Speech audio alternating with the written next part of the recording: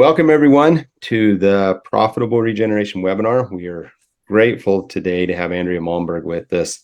We're going to give her an introduction here in a minute, but as we usually like to do, we are going to have an opening prayer. And Michelle, my daughter, is going to say that for us. So go ahead, Michelle. Dear Heavenly Father, thank you that everybody can make it to this call, and thank you for Andrea and being willing to do it, and please let us that we can learn and can be a good experience. In the name of Kirsten. Amen. Thank you, Michelle. Appreciate that. And thanks everybody for being here. We might have some more people joining us, but this is a class that we do twice a month. The purpose of this is to be able to spread the message of regeneration and to help to make that journey profitable. So today, as Michelle and Keaton and I, my older kids and I, we were up on the mountain gathering cattle off the mountain. And as we got kind of to the top of our circle before we split up, I asked him the question, I wonder what this looked like 100 years ago, what this landscape, what this view looked like 100 years ago. And I said, I so wish that I had the ability to be able to turn a dial and jump back in decade increments and see what the landscape looked like going backwards. And just not more than just to satisfy curiosity, it could be, what did it look like when we had all sheep and no cattle? What did it look like when we had sheep and cattle? What did it look like before there were livestock here? And why would that be important to us as land managers? I think if we can look backwards, which I'm reading a book called The Gap and the Gain, and they really emphasize the importance of celebrating your successes. And the way that we celebrate our successes is by looking backwards. And so one quick nugget, at the end of the day, write down the 3 wins that you had that day, and then write down 3 intentions for the next day. If you can do nothing else, I mean, they say what you measure grows, what you focus on will increase. And so it's a principle here. It's a timeless principle. Why do we do monitoring? Why do we measure these things? Because we want to know what works. And so while I don't have a time machine, the next best thing is to be able to monitor. When is the best time to monitor? Well, decades ago. The second best time is to start today. And so we're going to be talking about this. And Andrea, as she's been on her ranch, she's just been a joy and a pleasure to work with over the last, I think, about 3 years, right? When you and Dallas came and camped in our yard and our pigs ate your watermelon, and we were able to actually do something in the middle of COVID. We could get out on the land and we could monitor, and that was my first experience of this type of monitoring, this in-depth.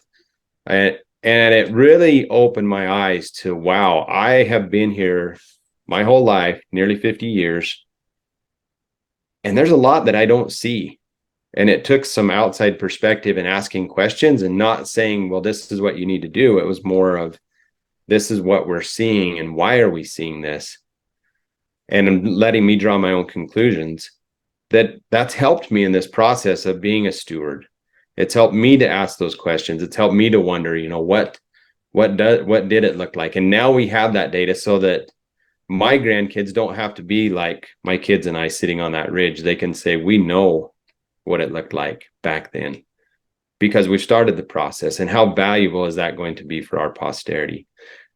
How valuable is it for us right now to be able to make decisions in real time based on real data, based on real science, not subjectively thinking, well, yeah, I think it looks better. Yeah, I think there's more grass here. There's less bare ground. And yeah, we're seeing these different species. It's actually being able to quantify that. And that is the value of the ecological outcome verification process. So we're going to dive into that. And but first of all, Andrea has been gracious enough to give us some of her time, and so we'll let her do a little introduction and grounding exercise, and then we'll jump right in. Right. Thank you so much for the honor to join you all. I love this gathering. I've loved working with the Sorensens, and yes, I'm just thrilled. So let me get it all going. I think I'm just going to jump to this first. Yeah. So I love this, that perhaps the secret of living well is not having all the answers, but in pursuing unanswerable answers or questions in good company. Mm.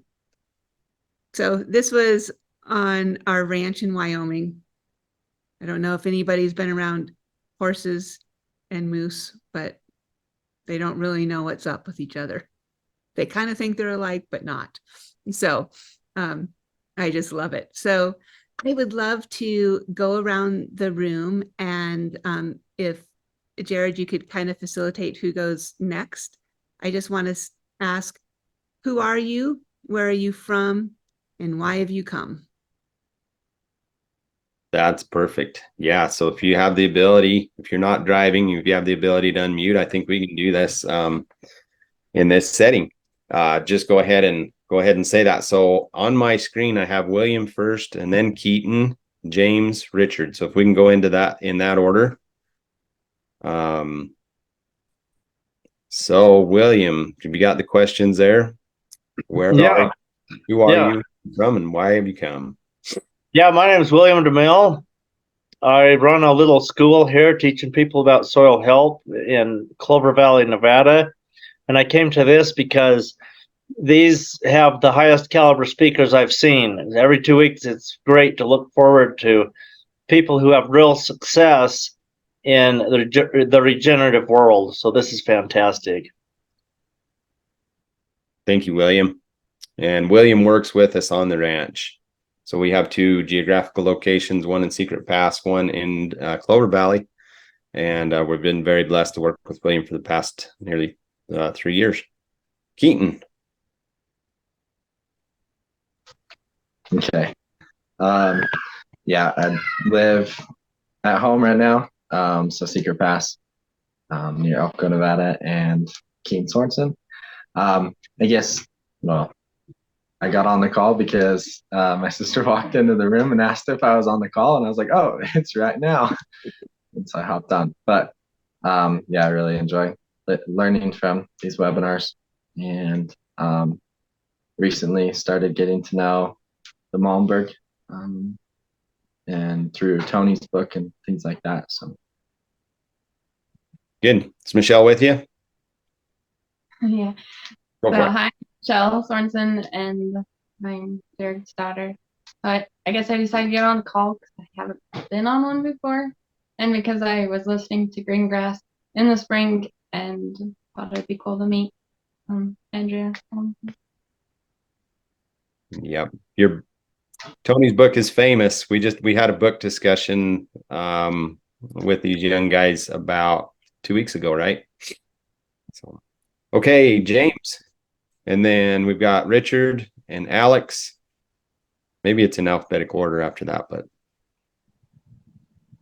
all right, go ahead and be ready to unmute and go for All it. right.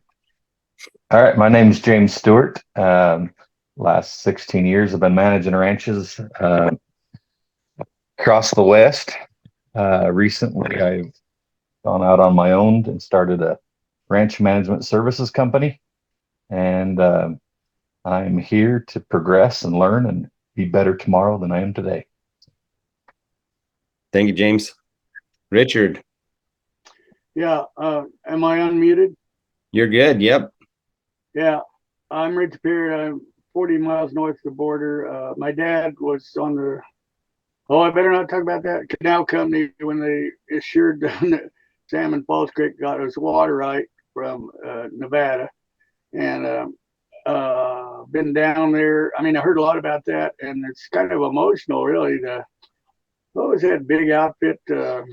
Anyway, they weaned hundreds of thousands of calves, and after the bad winter, they weaned 65. And we talked about that. I mean, and the cows, it was 45 below. I know more about Elko than where I live, but it was 45 below for a bunch of days, and the cows where you got Clover Valley were found up in the trees.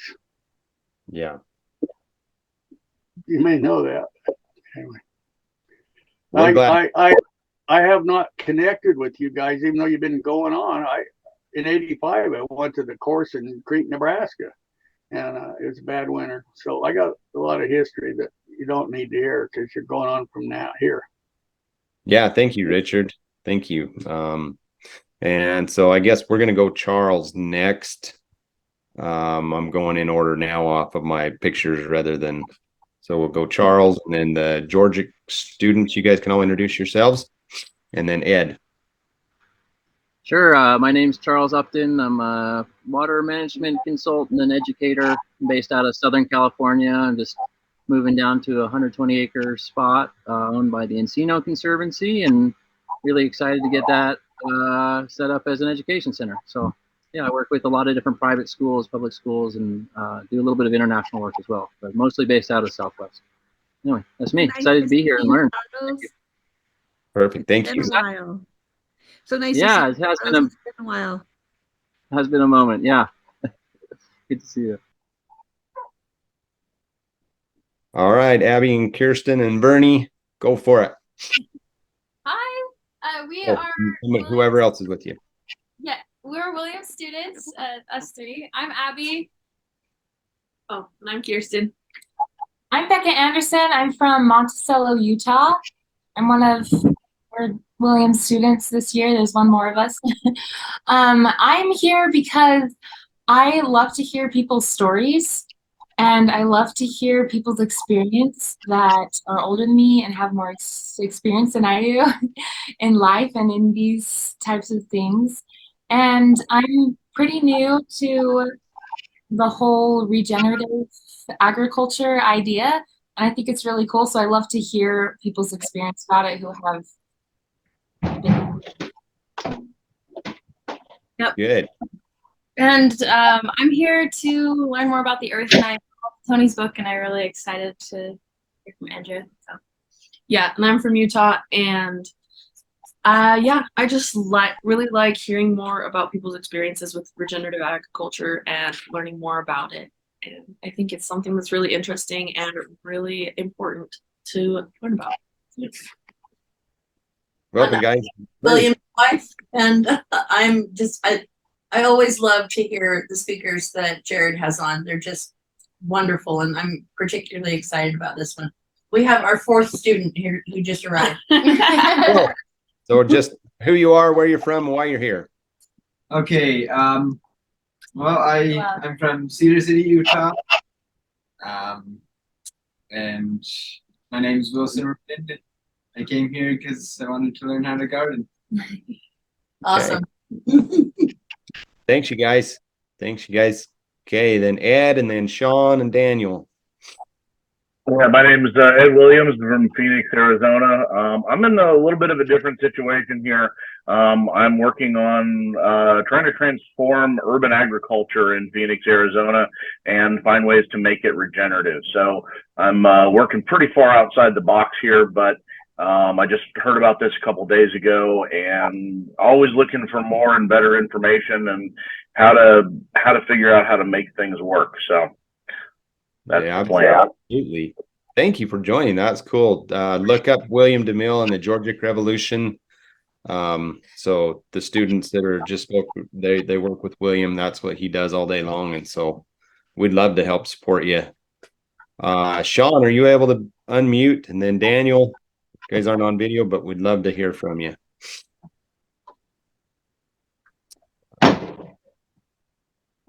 So we'll just go Sean, Daniel, Evan. If any of you are able to unmute, we'll do that. If maybe people are driving. Hey, thanks, Jared. This is Daniel. Sorry, there's a bunch of kids in the background. Daniel Griffith. Wife and I are in Virginia, do a number of things. I'm here because I like Andrea and I think she's brilliant. And that's the end of that. So thanks for putting this together. Thank you for joining us. We're grateful. Virginia, my daughter is going to school back there. We've got a connection. Cool. What part? Buena Vista. Nice. You pronounced it right. I think it's north of Richmond, but nothing to do with the song. Yes. Evan, Lee, Willie, Alex, Any of you guys able to unmute? I'm Evan Wagley in Randolph County, North Carolina, just looking to learn and connect. Yeah, pretty diverse group. North Carolina, welcome. Lee, Willie, Alex, Selena. Hi, Lee Sexton, Henry, Saskatchewan. Been dabbling a bit with regen stuff and just wanting to learn more. Thanks. Hey, we got an international audience, huh? Thank you for joining us. Willie. Yeah, my name is Willie Gibson. I'm in Vermont. Diversified farm, extension, and other kinds of agricultural service background. I'm a certified crop advisor, and I'm here to learn. You're in the right place. All right, and then let's go. No, it just moved around. Alex. Yes, like you're... Alex Robertson calling from Alberta, Canada. I'm on a 117-year-old family ranch. Just trying to continue practicing the regenerative ranching that my grandfather did 100 years ago. Wonderful. Thank you. James, say hi to our good friend Joel Sewell. James will be listening. So. Okay. All right. Good. I look forward to listening to this. Thanks, Alex. Selena, right. Are you on mute? And then Jack. Then we've got somebody known as iPhone.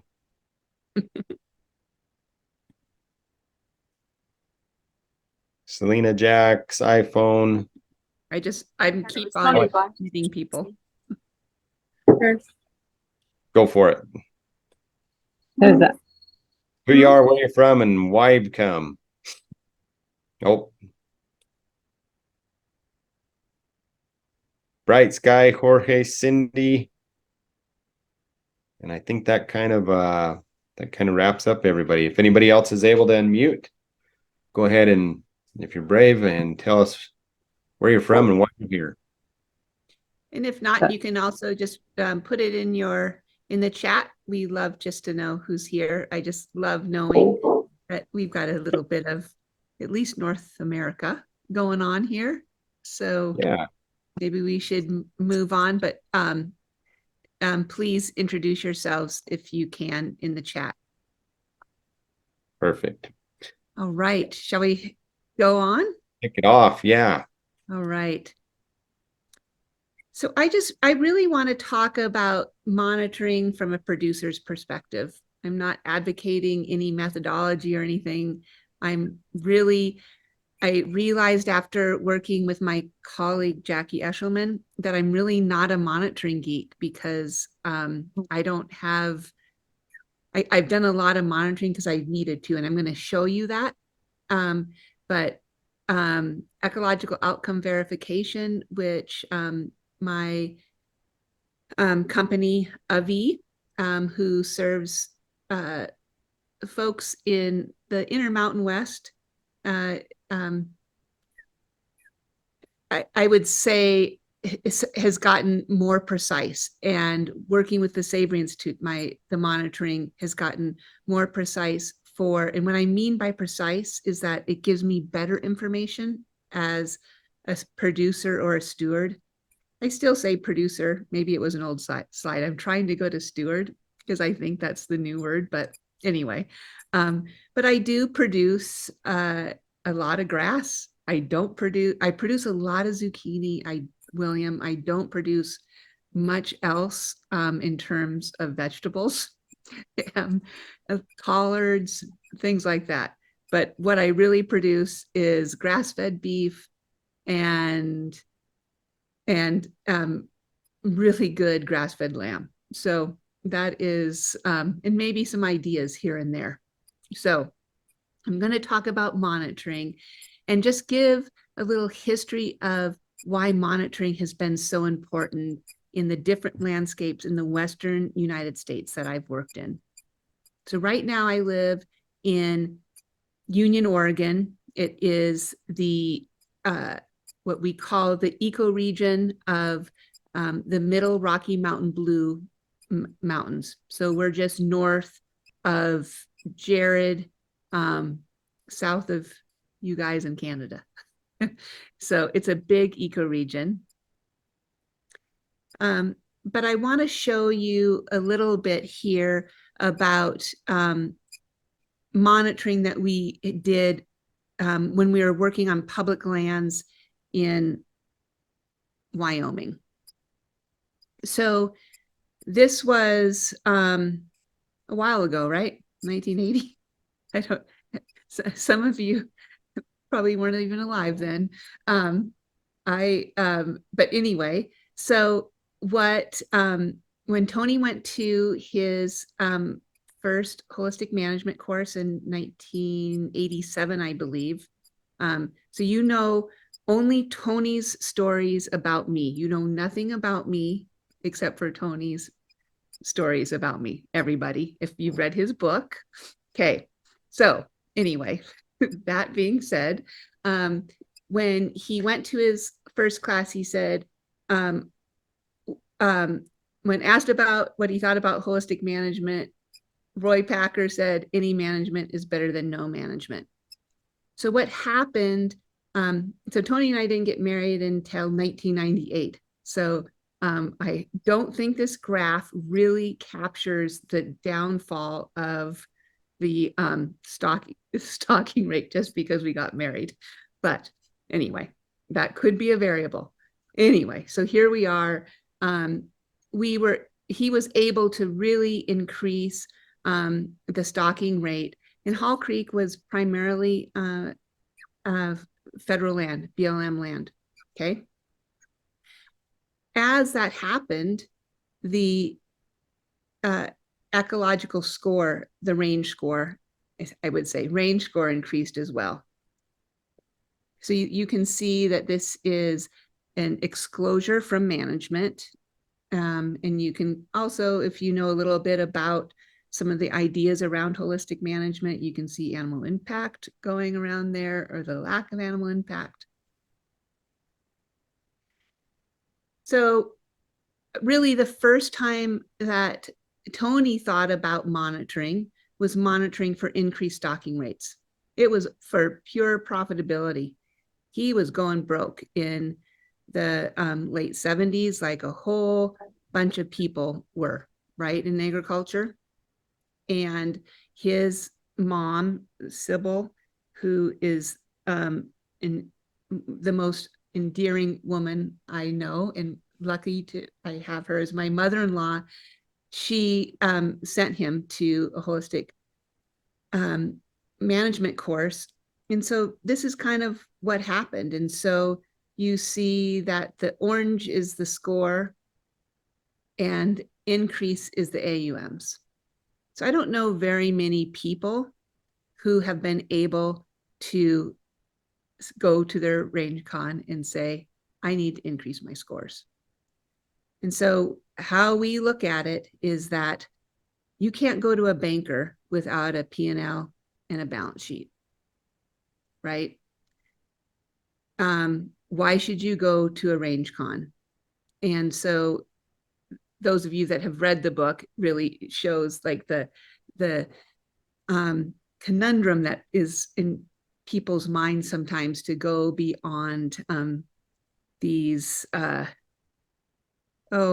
people that you're used to talking to and saying, how can we get things done? So when Jared said this is the art and science, I think the art is actually in the human connectivity. So the book you can put that in, Jared. I think the book is Green Grass in the Spring. So then in the late 90s and early 20s, this is kind of when I came on the scene on the ranch. We were looking at anything we could do to increase cash flow more than anything, increase profitability. And so we were a custom grazing operation in the high sagebrush steppe of Wyoming. We brought in cattle from down below, kind of by Riverton, and we were at like 6,000 to 7,300 feet. And so didn't have mother cows or anything like that. so that was a really great business. We didn't put up hay, and we did a whole bunch of amazing ecological restoration. And so this picture is on a bridge, the same moment. So I turned and took a picture upstream and took a picture downstream. And so if you were a fish or if you were a cow, where would you want to live, for one thing? And I even think you can see part of the greenness up on some of the ledges. And what we don't know for sure what our neighbor's stocking rate is. But what we know is that we doubled our stocking rate on our land. And so this land wasn't fenced out. It was double stocking rate, grazed riparian area. You can see that we're starting to get a deeper channel. We're starting to get that green line coming in. You're seeing the sagebrush kind of get out of, when you look up on the edge, kind of dissipating, and more grass is growing in there. So we were like all excited when the Chicago Climate Exchange came about. We thought, we can get all of these carbon credits. And so we haven't been able to yet. And so at that time, it was this additionality and permanence conundrum. So what could happen on the degraded side of the creek is that you could add something where somebody that's been just doing it for a very long time can't add to it. And then there's this permanence thing, which is a very hard thing that rangelands haven't really been able to grapple with. So I know some of you are in that conversation. We continue to be in it. I just can't believe it's been like 25 years since, and I don't really feel like much has changed. And so I just love this quote by Paul Zorner: "Chasing carbon is like searching for a black cat in a dark room that is not there." So do we give up? Absolutely not. There's so much more we can do. So we were exploring ecosystem service markets in the early 2000s. So this is our lodge in, I shouldn't say our, it feels like our lodge still because we sold the ranch. It was bought by an outsider. And now our son-in-law runs the place. And so we still go back to this lodge that we built. With horses, it's really cool. There's a lot of cool things about it. But anyway, so you can see by the computers there, we started this business called RangeWise to do monitoring. And then on like dial-up internet is how it sounded, putting data in. But the importance was that we were getting pressure from the BLM primarily that we were going to have to everybody's going to have to reduce their numbers because of sage grouse. So this was Tony when he was a lot younger. So yeah, like 25 years ago. And he went out and worked with University of Wyoming and the Fish and Game of Wyoming and caught sage grouse and did a whole bunch of research. And so when we went to this public meeting, it was really tense. Everybody, like all the ranchers were just angry. And I was very calm because we had data. And I had researchers behind us that also could say the data. And I could say, here's our data, where is yours? And what we found is that properly managed livestock were essential for sage grouse habitat. And we found out that the most important stage of their life cycle is the early brood rearing stage, little chicks. And we were able to change policy because early brood rearing chicks needed little insects and they needed those forbs. The BLM was spraying for leafy spurge. So it killed all of those little herbs that the chicks wanted. And they were spraying something else. I don't think the BLM was, but somebody else was spraying for West Nile virus and killing insects left and right. And so we were able to stop that policy. And what we were able to do is show that properly managed livestock, actually, if you move them fast enough, you don't have heel flies. You have all these insects. You have all these wonderful forbs and legumes that we need on our rangelands.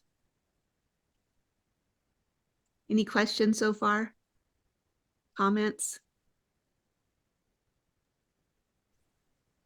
Well, this is great, Andrea. I think along with a previous guest, A.G. Smith, you guys are really pioneers in, like, rather than looking at things as a threat, seeing them as an opportunity and being able to capitalize on that opportunity.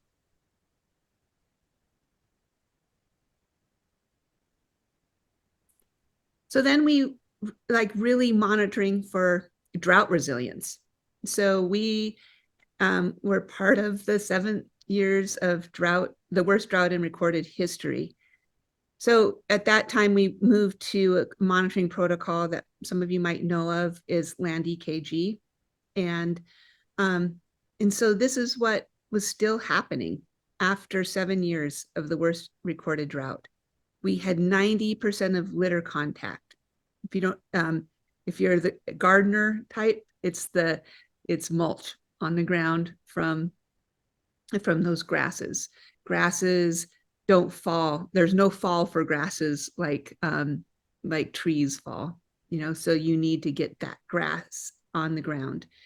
Litter abundance was 91%, which is hardcore to do in a sagebrush steppe environment, if anybody's in that kind of environment.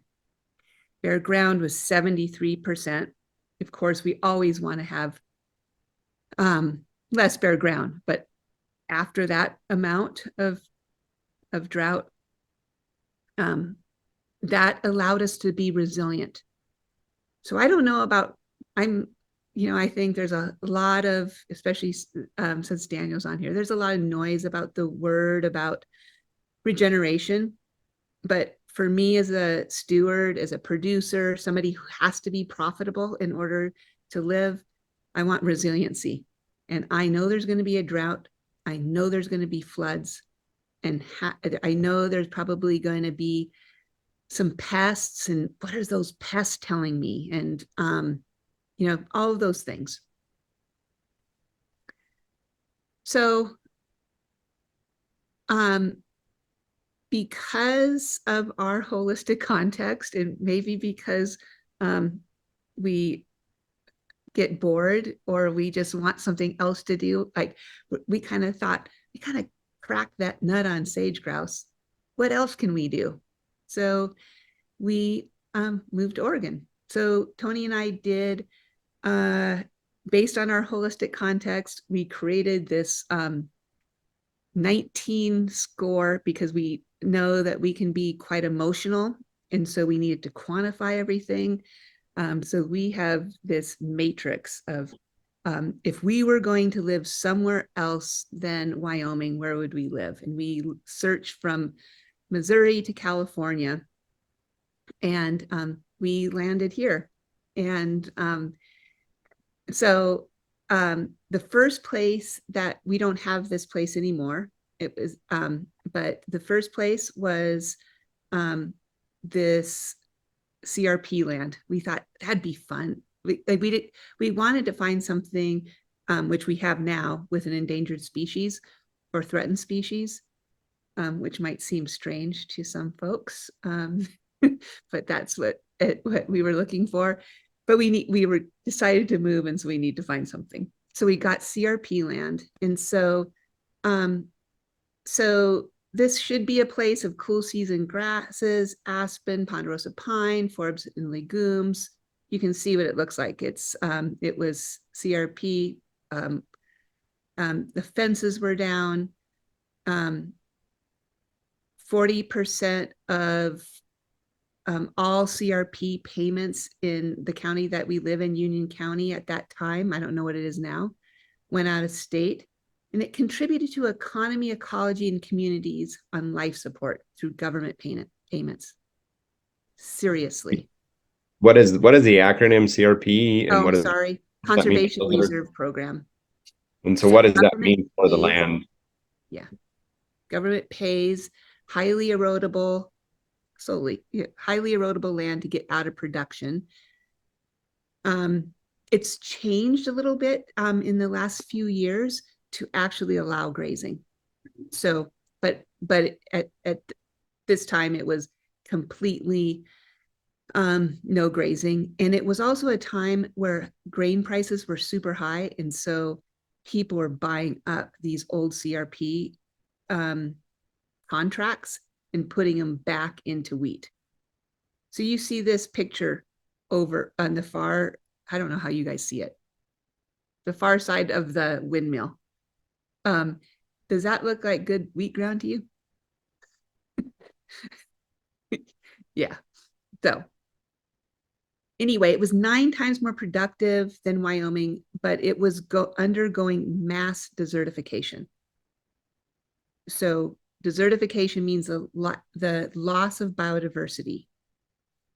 And the efforts put in place to take this rested, ecologically, socially, and financially bankrupt land into solvency through holistic planned grazing was our intention. So what I mean about socially and bankrupt, there's a huge drug problem around here. Where isn't there one? They couldn't find people to work in the packing plant that could pass a drug test. People didn't have the skills to fix fence. And so there is this, so if we're talking about regeneration, I think it's actually a repair. It's a repair for resiliency. So I don't know, like we need to repair these systems of ecological health. How do people work together? How do finances, our financial, I know somebody who was putting back CRP land into grazing land, and or some of it was wheat land, I'm sorry, in the same area. And he couldn't get the bank to finance that because they relied on every 5 years for that wheat field to go. Yeah. Oh, okay. Good. Sorry. The years are coming up. Sorry about that. That's great. No, this is good. Just to provide some context. So today I had a conversation with a fellow rancher who has the opportunity to be able to lease his land on a 25-year lease to install solar panels. From a financial standpoint, it's like a slam dunk, right? But maybe we can kind of draw and compare later on CRP to what the land might look like under solar panels. And while there's a huge beneficial economic incentive for ranchers to do that, ecologically, it's a disaster, in my opinion. But how do we balance that, right? How do we, you know, the economics that help us to stay in the business and might be a small footprint of the overall operation. How does that balance with the rest of the needs, looking at it holistically of our whole ranch? Yeah. Holistic decision making. Good thing we have a framework for that. So here's some monitoring that we did at that time. Ecological Outcome Verification didn't exist, so we used Land EKG. But look at those pictures and the site scores of going from 67 to 79 in just a few years. Okay, so we're looking at why I like land EKG, that why we use that is because it looks at the ecosystem processes of mineral cycling, water cycling, community dynamics, and energy flow.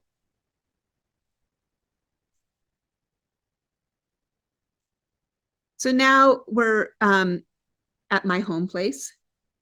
Out this window is the dairy pen right there. And so I couldn't live out on Cricket Flat. I needed to have a house and not a trailer house. And so we sold the ranch in Wyoming. I'm like, no way, we're going to have a house. So we bought this lovely place, very much in need of repair. Okay. So, so this is when we started getting, like, we found a place that with an endangered species, salmon. We didn't have enough money to buy a big enough ranch to deal with wolves. So we went for salmon. I don't think that, I was thinking that salmon weren't as controversial, but I'm not so sure.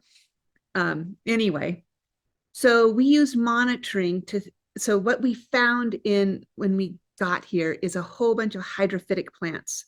So plants that love water.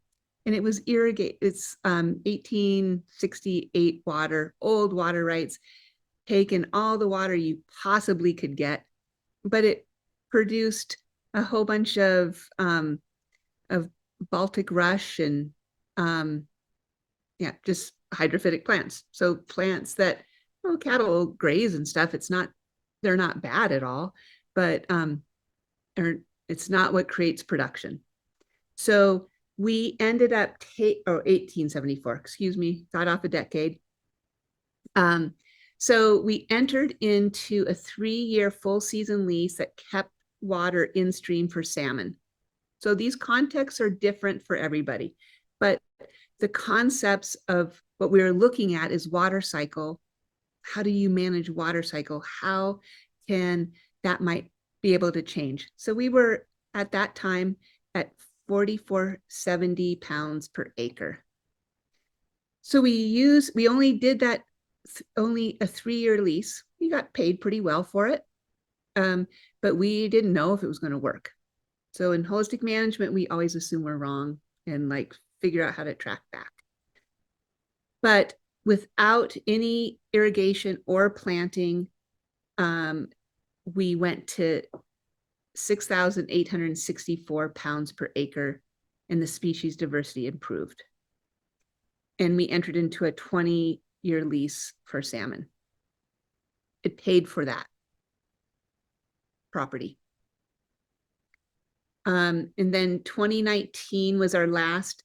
And so next year is going to be when Jackie comes and does real truth telling.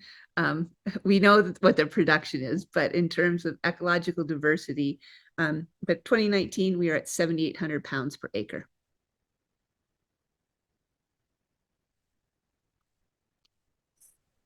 So this is what we're looking at. You guys, I think, all know about this. We're looking at the movement of water. And, you know, when you have atmospheric rivers, water isn't in the right place. If you have flooding, water is not in the right place. If you have green plants transpiring and it's cool and everything is melting down and that water is in the right place, that's what you want. Mineral cycle. If you smell poop, you've got a mineral cycle problem. If you want manure to go quickly, these are cycles. And what happens when you have, again, with climate change, so you have water cycle, the worst greenhouse gas is water, not methane, not carbon, but you want water in the soil surface. You want minerals in the soil surface, whatever you can do to bring that down. So whether or not you believe in climate change or whatever you can do as a producer, as a steward, you need to bring water and minerals into the soil surface. And you need help from community dynamics in order to do that. You need to have a whole bunch of plants. You need to have a biological community. You need all of those insects and microbes that I know nothing about to do that. And then what happens is that you have this energy flow that captures as much solar energy as you possibly can get.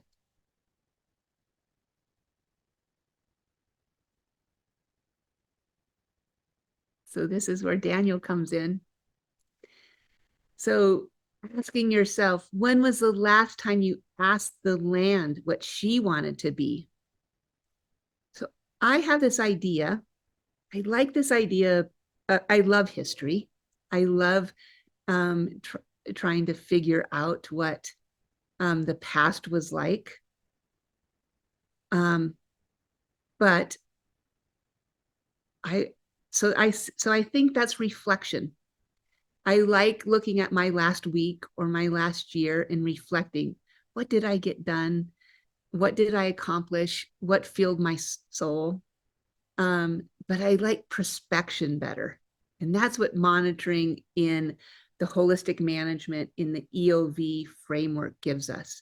Perspection is using your frontal lobe, this amazing ability for us to see and design and imagine everything that possibly could be.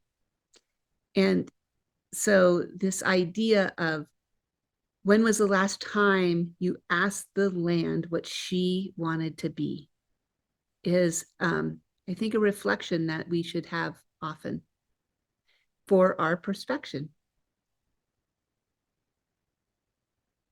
So this is actually a picture, an artistic picture of a little, it's named Little Creek, but it is a little creek that we are restoring back into its floodplain for salmon.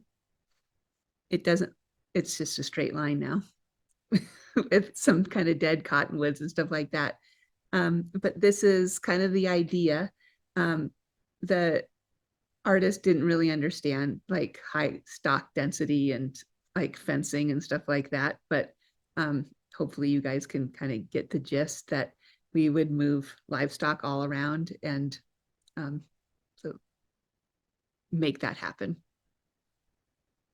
There's going to be some engineering too, and hopefully some beaver engineering.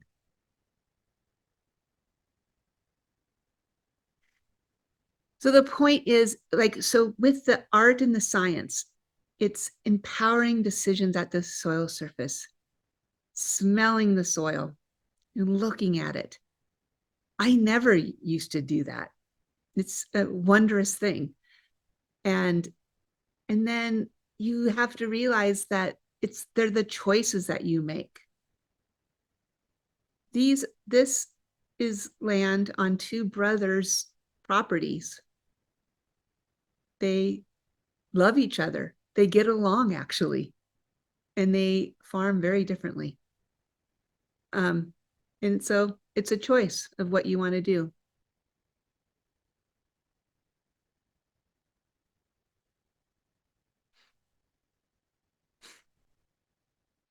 So there's a lot of stuff about ecological monitoring, ecological outcome verification. There is ways to make more money, possibly.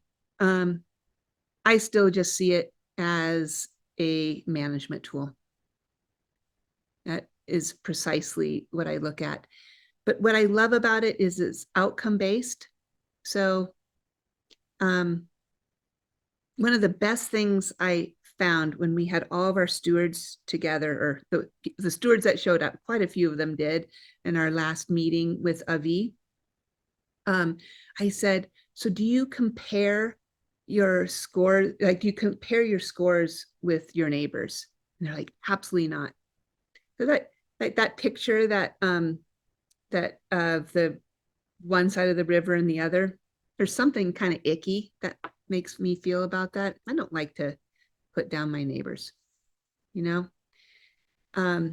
I don't like the whole grading system in school, like public schools, where you are the valedictorian and somebody else is a flunky or whatever.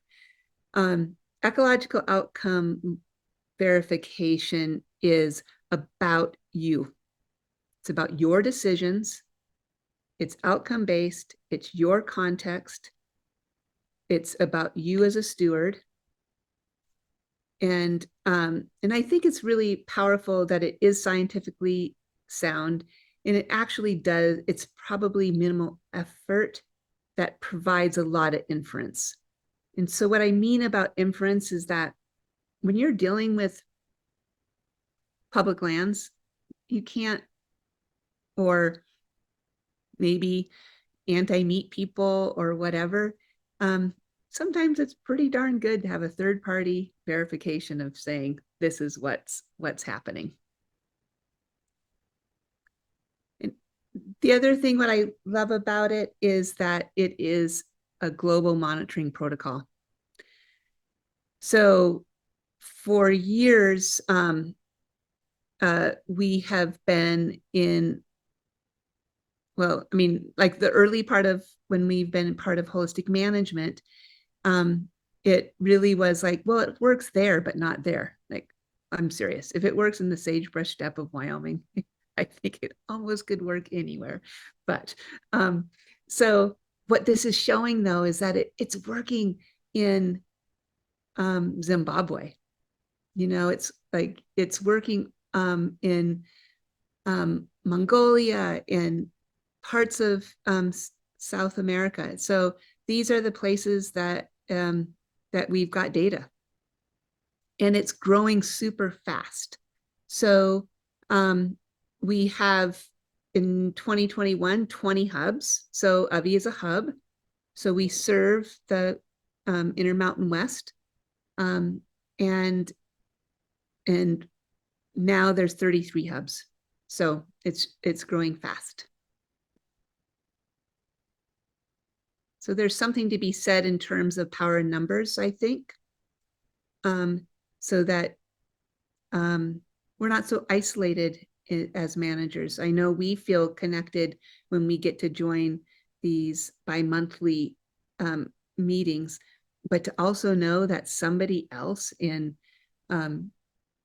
Morocco was able to get through a massive flood because their ground was covered, or they were able to take on other animals because of the devastation that happened.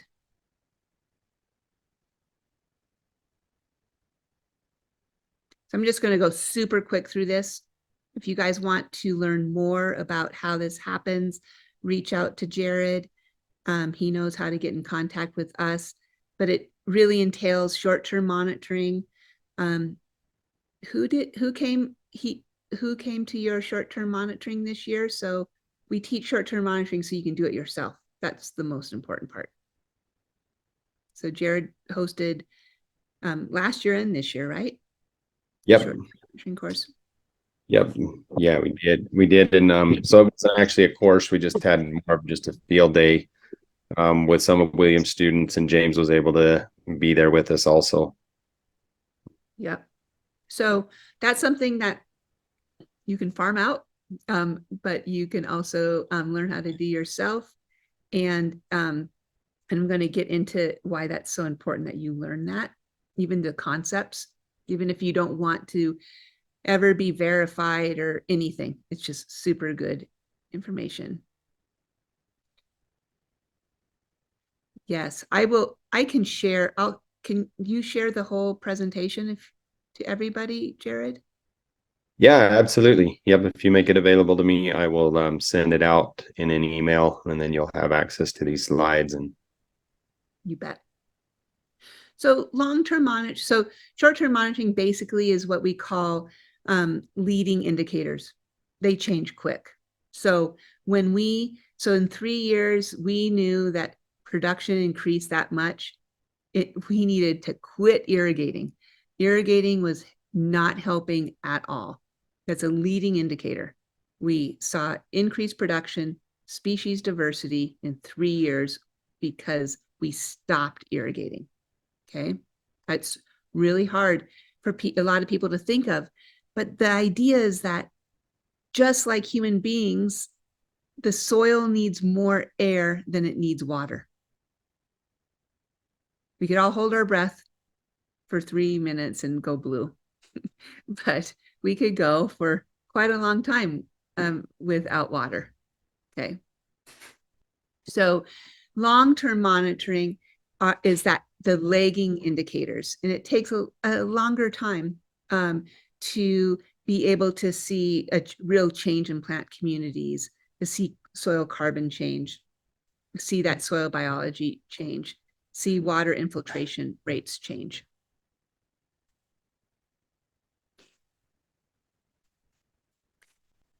And so these are the indicators that we're looking at. Again, I'm going to go over it quickly, and I'm going to share with you all of this so that you can look at it, and then you can contact Jared or myself or Jackie, and we can discuss it further.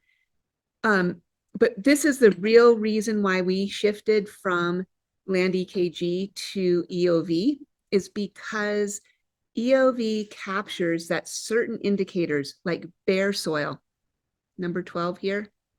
If you have bare soil, you don't have water cycling, you don't have mineral cycling, you don't have energy flowing, and you don't have much of community dynamics because there's bare soil, right? So some of these are absolute indicators and relative indicators to your context. So bare soil might be a little bit more expected, okay, in a sagebrush steppe compared to a meadow, or compared to most of the land that I'm stewarding right now. So so those are just ways to just really always hone into what is the ecosystem process that is in most need of repair, and how can I as a steward repair that first. So and that changes over time. And so like we can get all this is where creativity comes in. It's like we need to do everything all at once, and it's like you can't. We can't multitask. We need to focus on what's the most important, right? So just quickly, this is how a long-term monitoring site looks like. And the long-term site is third party. So it's hired out. So and you want it hired out because you don't want on your knees. You don't want to learn all the plants, maybe you do, but you probably don't want to be on your knees and count every point and see how that biodiversity is changing. I love the data when I get it. And I'll cook everybody a good lunch when they come back with the data. But I don't really love being out there, even though I did it with you, Jared. And that was pretty fun.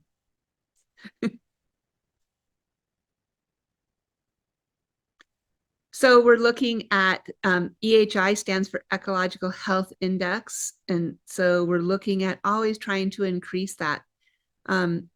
Yet most places are in the medium to low high because our earth is in desperate need of repair. Species richness tends to be very low in a lot of places. Jared's place, not so much. It's pretty high on that species richness, and Shannon-Weaver index is another part of that, looking at species richness. So this is looking at those lagging indicators.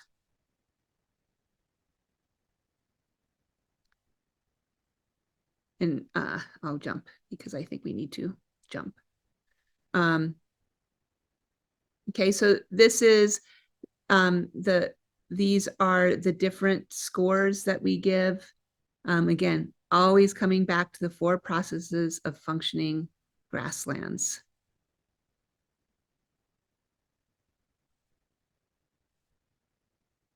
So I'm kind of concluding here, we always talk about what gets measured gets managed. And I believe that, but I'm wondering about where creativity, like I really believe in having the structure of ecological outcome verification, because it, for one, I need structure in my life. I need to have that frame of creativity. And so I think Rollo May said something like, if you don't have a frame around something that you're going to paint, it's going to be chaos. Holistic management, ecological outcome verification gives me that frame that really helps me. And so I believe in that, but I also believe that when you measure, you also can see other things. And so I'm going to show you a few things that I've seen and measured that is not part of any protocol. And then I'm going to open the room and we can discuss it. Perfect. So this is June 29th, 2021. The heat dome, I don't know if did the heat dome go as far south as some of you, but definitely some of you in Canada. So we had 116 degrees, ambient temperature, fires raging. Tony's wearing his mask because it's smoky out, not because it's COVID. and then we went to this place that we bought in 2018, so very few years under management, holistic management, heavily irrigated. The ground was completely covered. So one would, like, I don't even know what the bare ground in that driveway was, but the temperature, that temperature at a completely covered soil surface was 145 degrees Fahrenheit. And then in the dairy pen that I was talking about that we didn't irrigate, it was 89 degrees, no irrigation. So what would happen policy-wise, climate change-wise, everything, if we could do that? And you can see there's not a lot of species diversity. It doesn't look too fancy. But it was 89 degrees. And so I laid down and took a nap.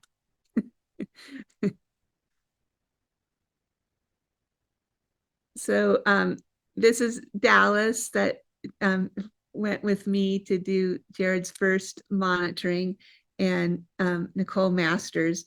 Nicole Masters came to do some of our monitoring with us, and she's like, I don't understand why there is no poop. Where is the poop? You are lying to us. Where are your animals? And it's like, no, we had 80 pairs here just like a couple weeks ago. And so the reason is because, oh, this is the why. There was fungus. Fungus was happening. So it was breaking down that manure. And this is really, again, not a very biological diverse. It was cloud a lot. It's probably our lowest ecological health index score on the whole place, but the ecosystem processes are working. So that just is so exciting when you see that. So this is Tony. He is usually not looking this grumpy. But so the picture of the brick on his side was probably similar to the place where that was 146 degrees. And so that's when we first bought the place. If you buy property, dig a hole so you know what to work with. So completely dependent soil and plants on water. They don't want the roots, if you can see, are going this way. They're not going down. Within 3 years of holistic plan grazing, that's what you got.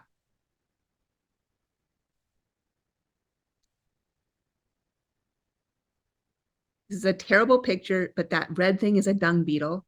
So 1 year of not putting pesticide ear tags or pour on this place that we in 2018.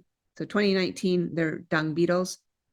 We still see mummified cow patties from 2018 and before.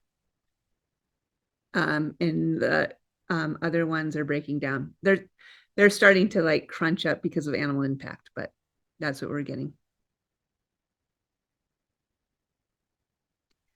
So here's an interesting, so we bought 2 sets of, when we bought this place, we also bought some cows. We bought 2 sets of bred cattle. And we really saw that some of them had a whole bunch of flies and some of them didn't. And so we asked the guy that didn't, mostly the red cows, the Tarantes, he goes, oh, I cull the cows that I look for the bulls that are do not, I don't know, deter flies. And so that is something else, like just looking at what are your animals like. So there's all of these different ways to monitor. This place that we live on, our home place, this is the house that we live in, had, as soon as we changed management, we had Canada thistle galore. And I think Canada thistle was a blessing for us. It broke open the soil. It started to bring carbon up. It and alerted us to what needed to change. We decided not to spray it. We got hair sheep, which is another income stream. And we virtually have, like, the Canada thistle that we do have are so puny, and they just like, we're giving up to perennial grasses and clover. So the real thing that I'm looking at with our ecological outcome verification data right now is that we don't have species diversity. And so we have highly plowed land and stuff. Upland, we don't really have the infrastructure to do that very well. But what we really, to like really restore it like we want, until we get our rivers restored, I think that's something that's kind of on the side burner. But in terms of the weight gains of our animals, this valley used to be called the Valley of Cottonwoods, and there's no cottonwoods, hardly to speak of. And so we need trees, and Tony and I don't really know how to grow trees. And so when you start going through, if you drive from my house to Jared and Selena's house, you'll see meadows after meadows pulled out of willows, all of these trees and shrubs. Yet when it's 100 degrees here, which has been, it's not typical in the past, right? But it is now. Our cattle need shade. When the wind blows, like it always is blowing, I think here, like crazy, we need those trees to protect them from the wind. And so thinking of these functional groups as so important to we're just not grass farmers. We are resilient repairers, profitable stewards. And so how can that be? So I would like to close there, and I want to see how you guys discover creative inspiration to move towards your desired resource base. Thank you, Andrea. That was wonderful. We appreciate your knowledge, experience, your expertise, the ability to be able to articulate somewhat complex set of data and being able to break it down into something that is practical, right? So yes, we've got a few minutes here. We will take some questions comments, if you need clarification. So the two ways to do that are to go ahead and unmute, and you can just ask your question. You can type it in the chat, and I'll repeat that for the people that are on audio so that everybody can get that. We appreciate those who've stayed with us here to the end, and those that are watching on the recording. And so maybe one question that I have while you guys are thinking of questions. So we're, I think, into our third year or fourth. Let's see. You guys came in 2020, I think it was. So we've done three years on the one property and 2 years on the rest of the two additional properties that we have under management. So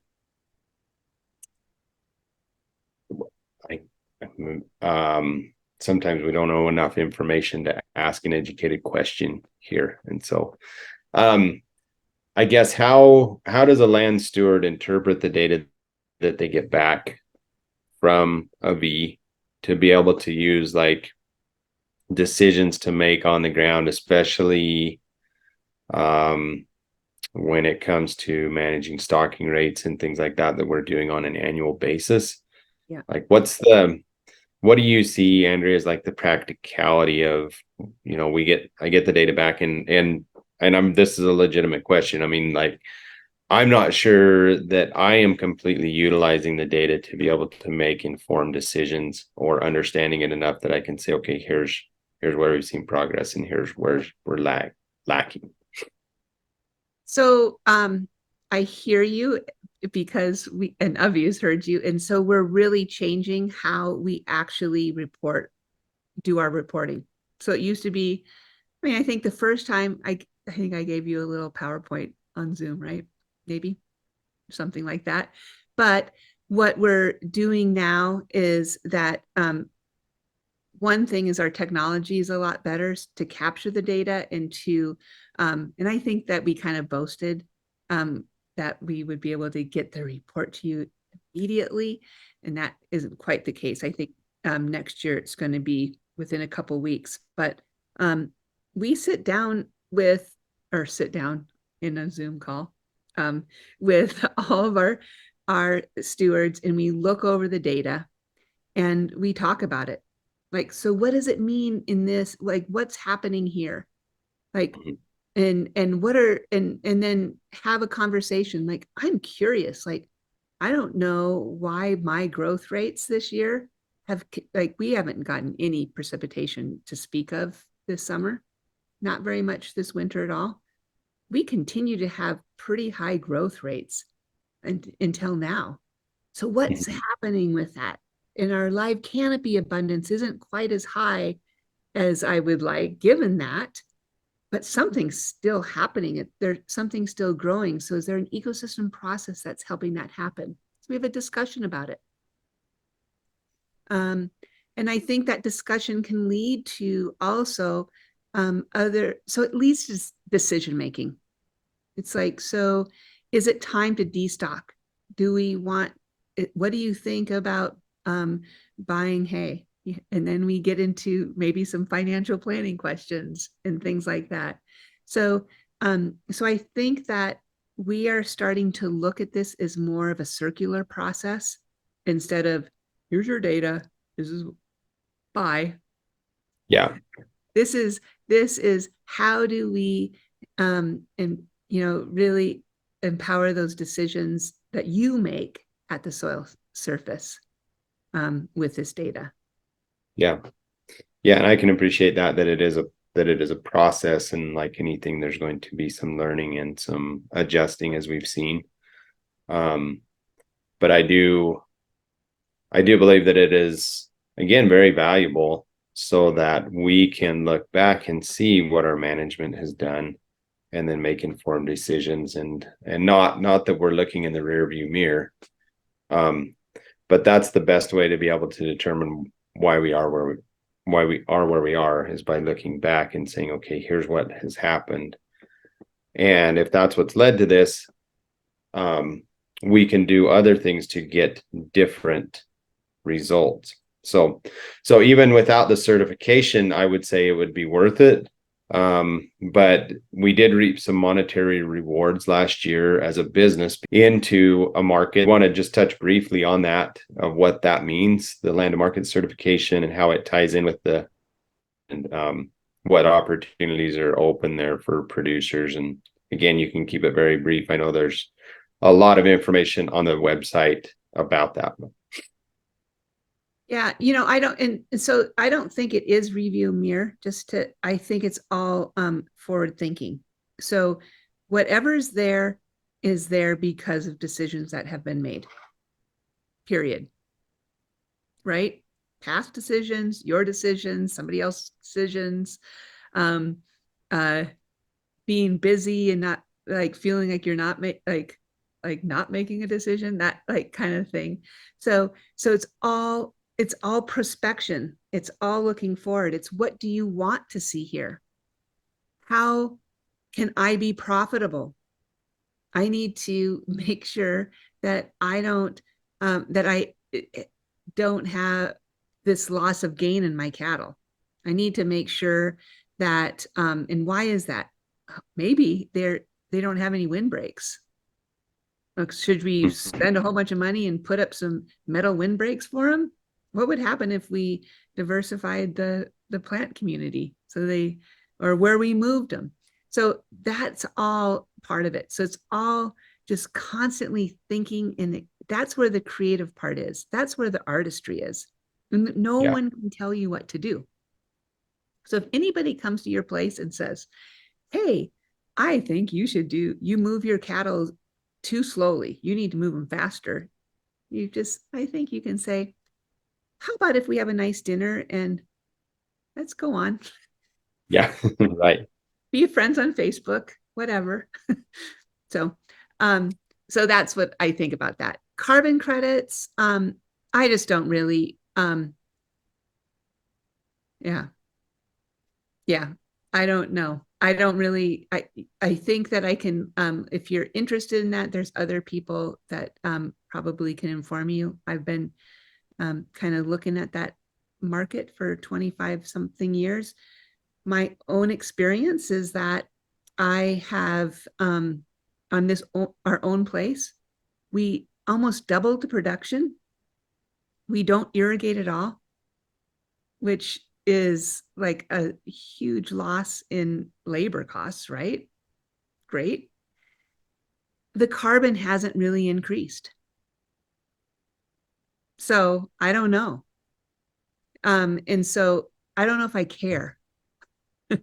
I know I want to know the markets that I can control the most of. And one is not the sell barn. Two is definitely not carbon markets. I can't really control the rain, but I can control how much water holding capacity I have. I mean, I guess I'm just saying, maybe I'm kind of a control freak is what I'm saying, is that control what I can control, that whole idea of what can you control. So yeah, I can definitely, I can share some links. There's on Avi's website, avihub.com. We had quite a good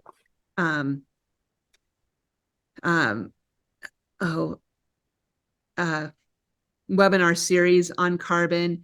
And then if you're really interested into land to market, so that is where you can go. So the EOV monitoring, when you're verified, can go into that.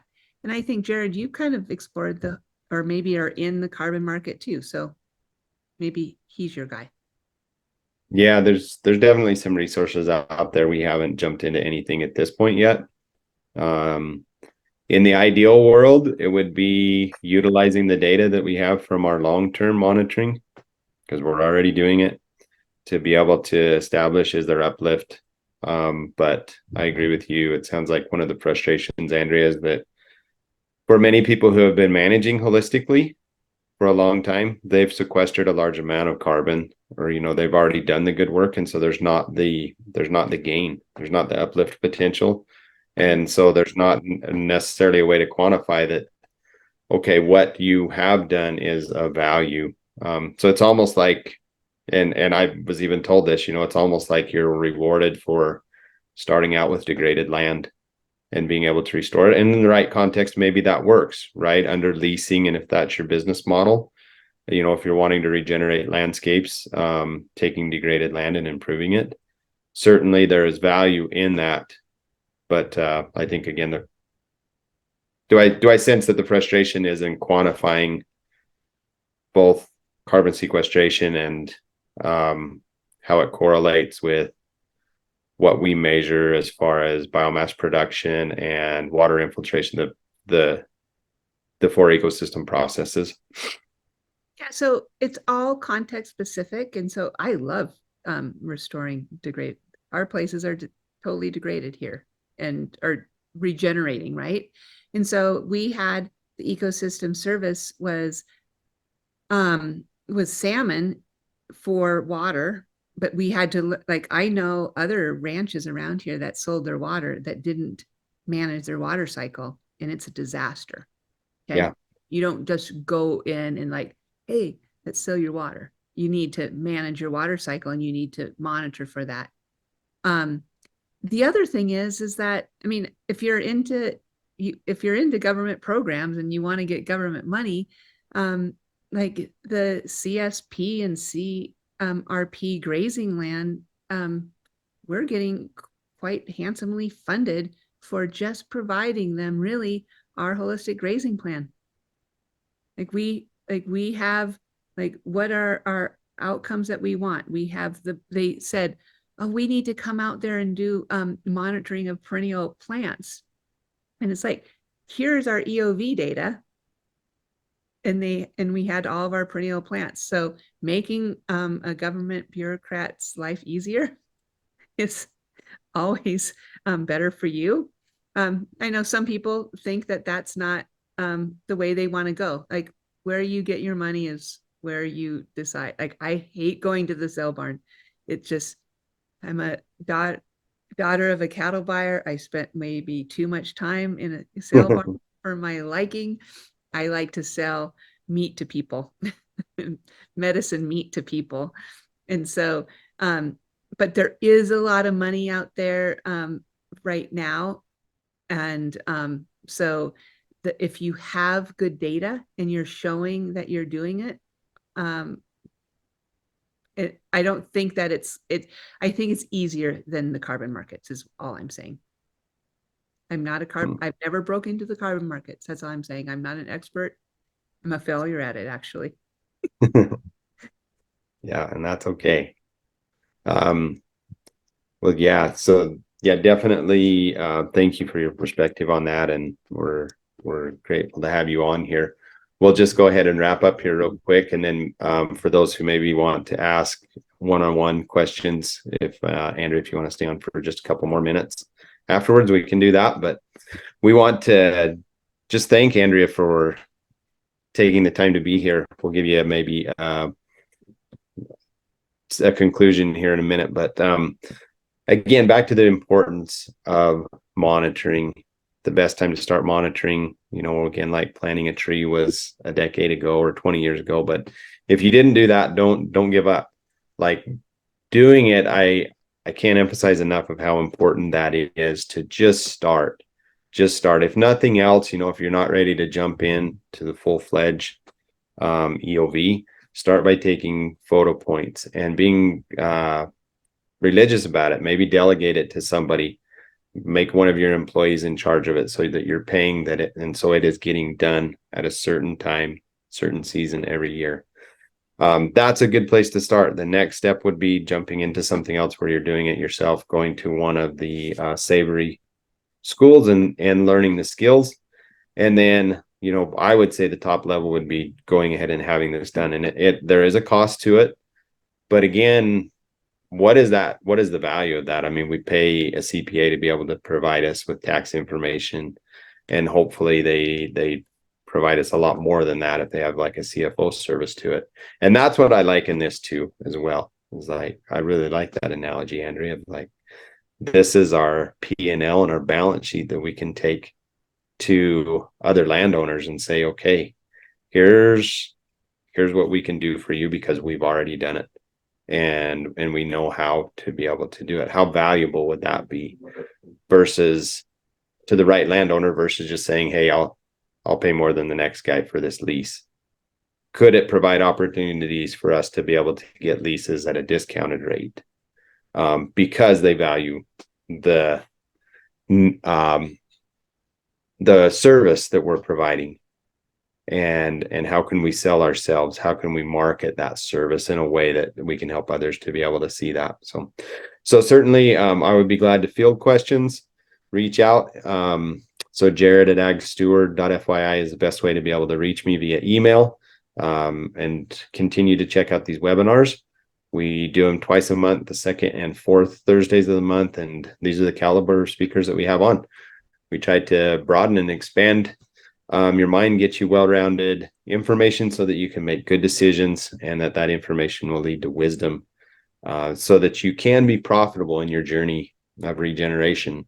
Regenerative in and of itself is great, but we do have to be profitable along the way. And so that's the monitoring helps us to be able to, as a huge part to doing that. So Andrea, any final words before we end the recording?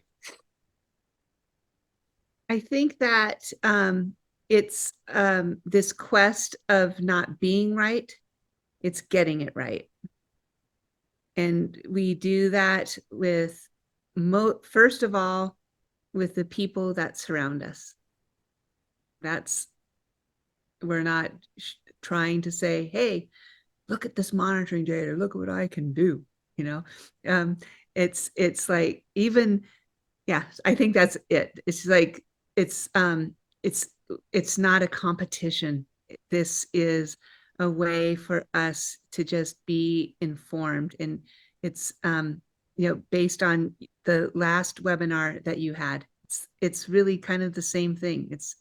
It's treating the land with love and listening to it, and how can you interact with it well? I just think it's an extension.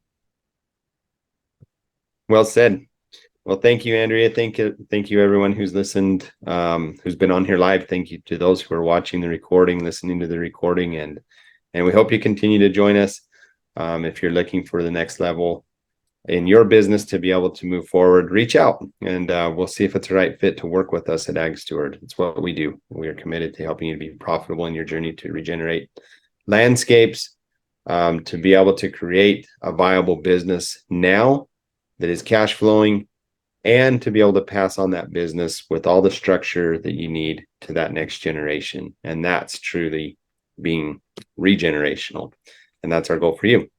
Okay, thanks everybody.